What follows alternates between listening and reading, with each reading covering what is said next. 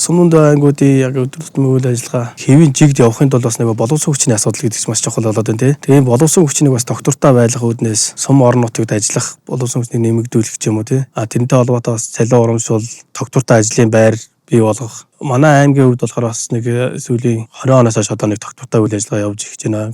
Тэрнээс өмнө болохоор бас нэг улс төр сонгуулийн байдалд ороодог төрийн үйлчлэгээний ажилтны шалтгаан болохоор дандаа сонгуулиар л нөгөө хүн солигдох жишээтэй. Ингэж явсаар хагаад хүмүүсийн чадах боловсон хүчний нөөц их муу болсон. Ер нь бол ойн газраас шууд оролцохгүй илдээ холбоо бол ер нь бол бага багтдаг байхгүй. Аймгийн дарга нарыг болохоор аймаг сумын засаг дарга нар аймгийн засаг даргатай мэлдэг. Гэтэ уг нь бол юун дээр яхад бол ойн газрын дарга маргатаа зөвшөөрсөн байгаль орчны газрын даргатайгаа зөвшөөрсөн л гэсэн байх юм бэл. Манай аймгийн хувьд болохоор бас хэцэнгуй энэ одоо доктор зод эхэлсэн. Сүүлийн 2022 оноос хойш аймагуудаа дахиж бүгдийн мэргэжлийн үнээр томилжил ажиллаулаад тэгээ мэргэжлийн чиглэлийн үйл ажиллагааг явуулаад төсөв санхүү бас 23 онд үл манай төсөв бас нэг дахин нэмэгдэж ирсэн бас орон нутгаас. Ер нь бол одоо бид нэр мада хайрлаж байгаа хамгаалж байгаа гэдэг одоо хав дараад байгаа гэж болохгүйгээр бас зөв зохистой ашиглаад зөв эдийн засгийн эргэлтэнд оруулаад одоо энэ хөгшөрсөн ч юм уу шатсан унсан хатсан хуурай моднуудыг бас ашиглуулад буцаагаад нөхөн сэргээх чиглэл рүү нэр нь бол төлхөө орох нь бас зөв байгаад байгаа. Яг одоо ингээд ашиглалтын тал дээр одоо ингээд яг яриад ирэх юм бол бас лимит гэж юм байдаг. Сумын иргэдийн хурлаар батлагддаг болохоор бас сумын иргэдийн хурлын төлөөлөгчнөр бас одоо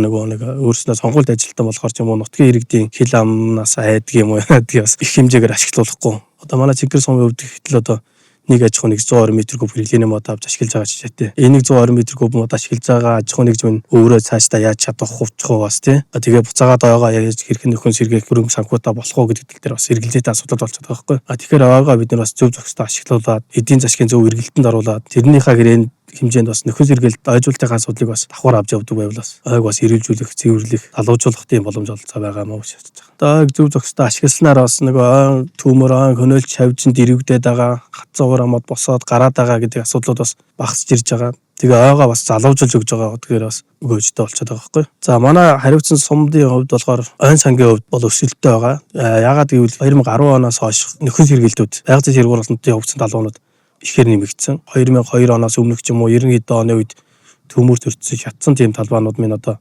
буцаагаад ойн цэвэрлэгээ хийж ойг нь ашигласнаас нөхөн сэргэлт байгалийн сэрэг хургалтаараа бол өөрөө бол маш их хэмжээгээр дэлж ургаж байгаа. Зөв нөхөн сэргээгээ явах юм бол ойн маань өөрөө бас нөхөн сэргээгдэг баялаг шүү гэдэг үднээсээ бас зөв ашиглах нь зөв юм бол гэж бодож байгаа.